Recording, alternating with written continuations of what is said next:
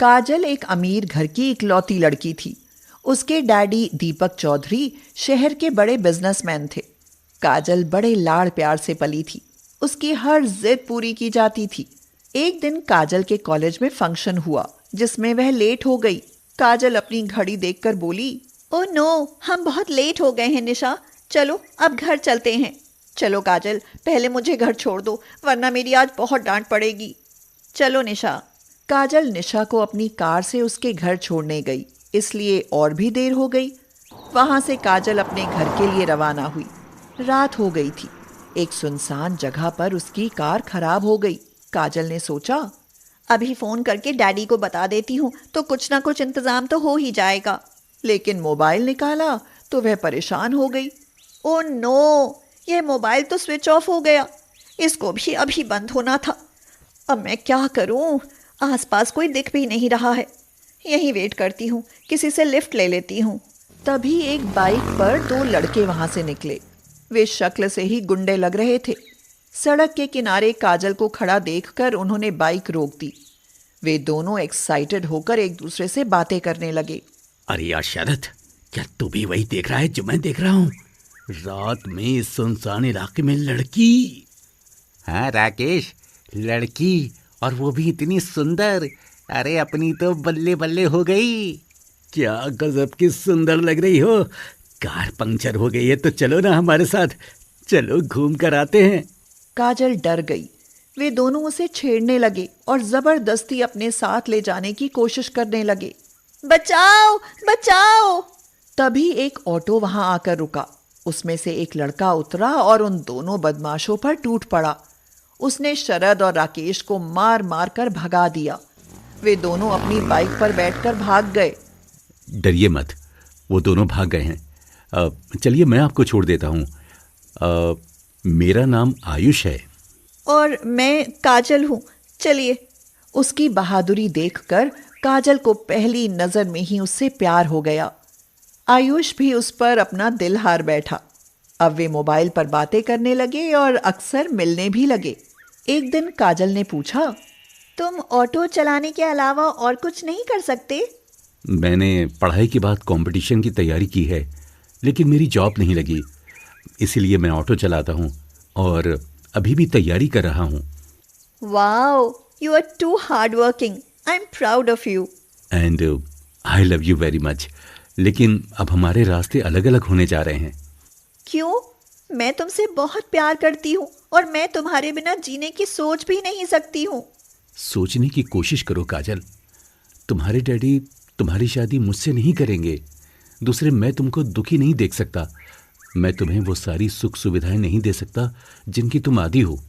मुझे वे सुविधाएं नहीं चाहिए। मुझे बस तुम्हारा प्यार चाहिए आयुष।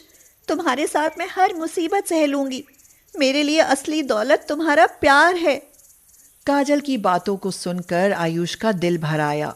उसने काजल को गले से लगा लिया। आयुष, अब कभी मुझसे अलग होने की बात मत करना। कभी नहीं करूंगा काजल, हमारा साथ जन्मों जन्मों तक रहेगा। लेकिन जब काजल के डैडी को उसकी लव स्टोरी पता चली तो हंगामा मच गया। काजल ने भी जिद पकड़ ली और कहा, मैं शादी करूंगी तो आयुष से, वरना जहर खाकर मर जाऊंगी डैडी। देखो बेटा, तुम्हारी यही इच्छा है तो मैं तुम्हारी यही शादी कर देता हूँ, लेकिन तुम्हें गरीबी की आदत नहीं है। जब गरीबी झेल नहीं पाओगी तो एक दिन तुम खुद पछताओगी, फिर तुम्हें यहीं वापस आना होगा। नहीं डैडी, मेरा प्यार इतना कमजोर नहीं है। मैं उससे सच्चा प्यार करती हूँ। दीपक चौधरी ने उन दोनों की शादी कर दी। काजल अपनी ससुराल आ गई। यहाँ उसके सास ससुर, देवर अंश और ननद प्रिया थी। सबने उसका गर्मजोशी से स्वागत किया। आयुष का घर छोटा जरूर था, पर वहां सबका प्यार और खुशियां ही बरसती रहती थी। एक साल बीत गया। काजल की मैरिज एनिवर्सरी आ गई। सबने बड़े जोश से सारा इंतजाम कर डाला।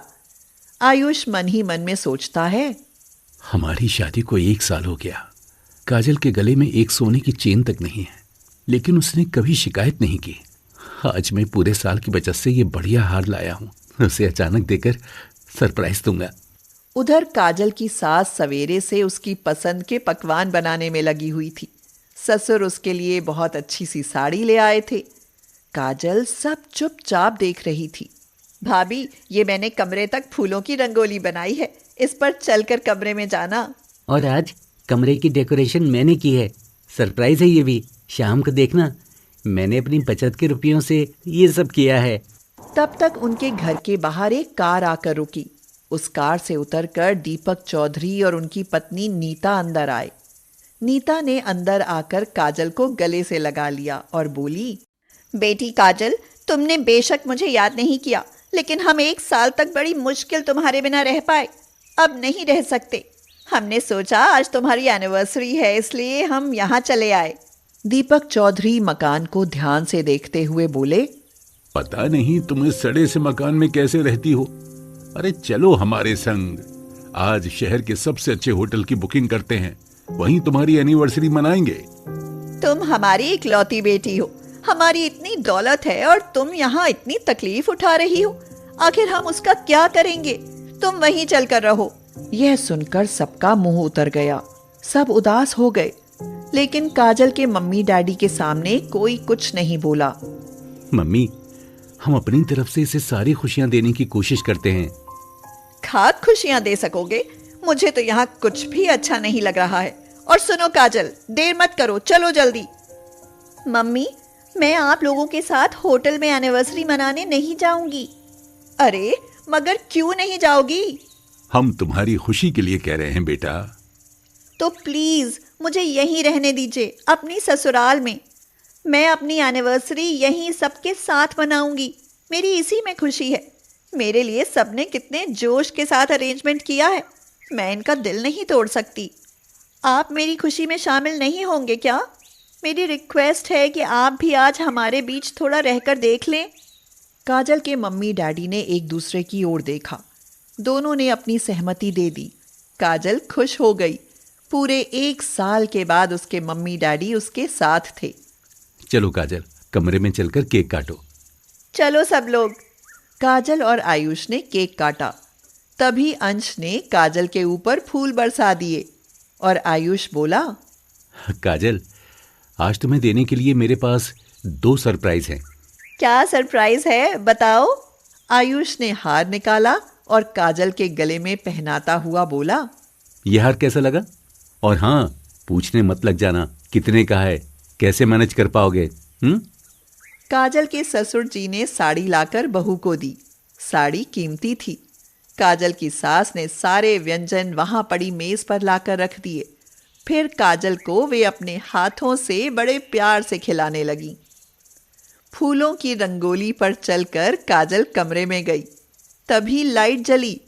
इतने भव्य ढंग से स्वागत और कमरे की सजावट देखकर सब दंग रह गए। काजल बहुत खुश थी। तभी उसे कुछ याद आया। आयुष, एक सरप्राइज तो ये सोने का हार हो गया, और दूसरा सरप्राइज क्या है?